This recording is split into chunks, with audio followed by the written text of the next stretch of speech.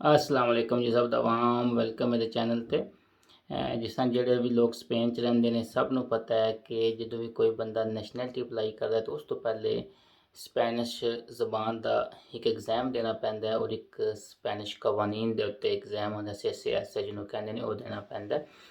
ਫਿਰ ਉਹ ਜਿਹੜੇ ਬੰਦੇ ਦੇ ਨਹੀਂ ਸਕਦੇ ਜਾਂ ਜਿਹੜੇ ਬੰਦਿਆਂ 'ਚ ਕਾਨਫੀਡੈਂਸ ਨਹੀਂ ਹੁੰਦਾ ਉਹ ਸਮਝਦੇ ਨੇ ਕਿ ਇਸ ਦਾ ਕੋਈ ਗੈਰ ਕਾਨੂੰਨੀ ਤਰੀਕਾ ਇਸਤੇਮਾਲ ਕੀਤਾ ਜਾਏ ਔਰ ਲੋਕ ਆਪਣੀ ਜਗ੍ਹਾ ਤੇ ਕਿਸੇ ਬੰਦੇ ਨੂੰ ਪੈਸੇ ਦੇ ਕੇ ਪਾਉਂਦੇ ਨੇ ਜਾਂ ਕੁਝ ਲੋਕ ਮਾਫੀਆ ਸੇ ਕੰਮ ਕਰਦੇ ਨੇ ਤੇ ਉਹ ਉਹਨਾਂ ਦੀ ਜਗ੍ਹਾ ਤੇ ਬਹਿ ਕੇ ਐਗਜ਼ਾਮ ਦਿੰਦੇ ਨੇ। ਉਹਦੀ ਵਜ੍ਹਾ ਤੋਂ ਮੁxtਲਿਫ ਕਿਸਮ ਦੇ ਖਬਰਾਂ ਫਿਰ ਬਾਅਦ ਚ ਆਉਂਦੀਆਂ ਨੇ। ਪਿੱਛੇ ਜੇ ਵੀ ਆਈ ਸੀ ਕਿ ਕਈ ਲੋਕ ਜਿਹੜੇ ਨੇ ਇੱਕ ਮਾਫੀਆ ਦੇ ਥਰੂ ਉਹਨਾਂ ਨੇ ਐਗਜ਼ਾਮ ਦੇ ਕੇ ਸਰਟੀਫਿਕੇਟ ਲੈ ਕੇ ਨੈਸ਼ਨੈਲਿਟੀਆਂ ਲੈ ਕੇ ਇਸ ਮੁਲਕ ਚੋਂ ਚਲੇ ਗਏ ਨੇ ਹੈ।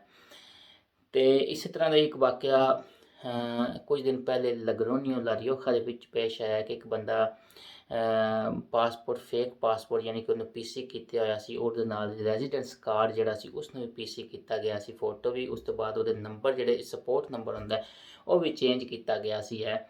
ਉਹ ਇਸ ਤਰ੍ਹਾਂ ਕਰਕੇ ਉਹਨਾਂ ਨੇ ਕਾਫੀ ਮਾਫੀਆ ਨੇ ਕਾਫੀ ਮਿਹਨਤ ਕਰਕੇ ਦੋਨੇ ਚੀਜ਼ਾਂ ਚੇਂਜ ਕਰਕੇ ਤੇ ਉਹਦੀ ਜਗ੍ਹਾ ਤੇ ਇੱਕ ਬੰਦਾ ਗਿਆ ਸੀ ਜਿਹਨੇ ਉਸ ਬੰਦੇ ਦੀ ਜਗ੍ਹਾ ਤੇ ਦੋਸਤ ਦਾ A2 ਦਾ ਐਗਜ਼ਾਮ ਸਪੈਨਿਸ਼ ਜ਼ਬਾਨ ਦਾ ਦੇਣਾ ਸੀ ਹੈ।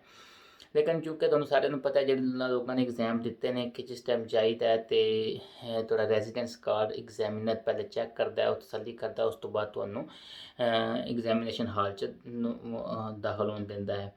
तो उन्होंने चेक करके उन्हें डाउट हो गया, थोड़ा शक के पिया। उन्हें कहा कि तो मन नहीं लगता तू मेरे कोई डॉकूमेंट फेक ने।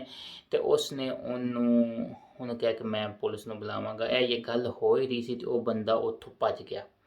ਉਹ ਸਾਰੀ ਗੱਲ ਹੈ ਉੱਥੇ ਕੋਈ ਸਿਕਿਉਰਿਟੀ ਦਾ ਇੰਨਾ ਇੰਤਜ਼ਾਮ ਤਾਂ ਹੁੰਦਾ ਨਹੀਂ ਕਿ ਭੱਜ ਕੇ ਬੰਦੇ ਨੂੰ ਫੜ ਲੈਣਾ ਹੈ। ਲੇਕਿਨ ਉਸ ਤੋਂ ਬਾਅਦ ਉਹਨਾਂ ਨੇ ਪੁਲਿਸ ਨੂੰ ਇਨਫੋਰਮ ਕੀਤਾ, ਪੁਲਿਸ ਨੇ ਹੁਣ ਇਨਵੈਸਟੀਗੇਸ਼ਨ ਕੀਤੀ।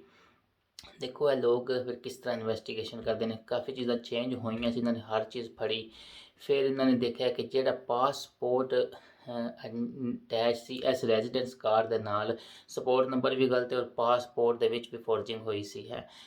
ਤੇ ਫਿਰ ਇਨਵੈਸਟੀਗੇਸ਼ਨ ਕਰਨ ਤੋਂ ਬਾਅਦ ਉਹਨਾਂ ਉਸ ਬੰਦੇ ਨੂੰ ਫੜ ਲਿਆ ਜਿਹਦੀ ਜਗ੍ਹਾ ਤੇ ਜਾ ਕੇ ਬਹਿ ਕੇ ਐਗਜ਼ਾਮ ਦੇ ਰਿਹਾ ਸੀ। ਯਾਨੀ ਕਿ ਜਿਹਨੇ ਦੇਣ ਆਇਆ ਸੀ ਉਹ ਤਾਂ ਨੱਸ ਗਿਆ ਸੀ, ਲੇਕਿਨ ਜਿਹਦੀ ਜਗ੍ਹਾ ਤੇ ਜਾ ਕੇ ਬਹਿ ਕੇ ਦੇਣਾ ਸੀ ਉਹਨੂੰ ਨਾ ਫੜ ਲਿਆ ਔਰ ਉਹਦੇ ਕੇਸ ਕਰਕੇ ਉਹ ਹੁਣ ਇਸ ਵਕਤ ਜੇਲ੍ਹ ਦੇ ਵਿੱਚ ਹੈ। ਤੇ ਇਹ ਸਾਰੀ ਕਹਾਣੀ ਰੂਦਾਰ ਸੁਣਾਉਣ ਦਾ ਮਕਸਦ ਸਿਰਫ ਇੰਨਾ ਹੀ ਹੈ कि खुद जाके कोशिश करा करो। इतना दोस्त एग्ज़ाम मुश्किल नहीं है, बहुत ईजी एग्ज़ाम है। ठीक है, थोड़ी तैयारी करके आपू जाके एग्ज़ाम दवा करो। जोड़े 2 नंबर तरीके होंगे ने इन्हां च जान की जरूरत नहीं होंदी है, क्योंकि ये बाद विच बहुत ज़्यादा तुहाडे वास्ते भी मसाइल पैदा करते हैं। तो वो जो फिर बंदा मसलियां च फसदा है तो फिर समझ आती है कि असीं बड़े गलत पैड़े राह पै गए, असीं ना ही करते तो चंगा सी है। इस तो बेहतर नैशनैलिटी लैनी ही नहीं चाहिए है। जे लैनी है तो या तो फिर वो दूसरे तरीके चले जाओ कि मैं पढ़िया लिखिया नहीं है तो वो बाई ओरल एग्ज़ाम दे लो। जे नहीं दे सकते तो फिर एग्ज़ाम दे लो, लेकिन ओरिजिनल बंदा जाए। इतने स्कैंडल आ चुके हैं, इतने स्कैंडल आ चुके हैं कि बाद ये ना हो कि नैशनैलिटियाँ लभियाँ कुछ जाना है। बहुत शुक्रिया, थैंक यू, अल्लाह हाफिज़।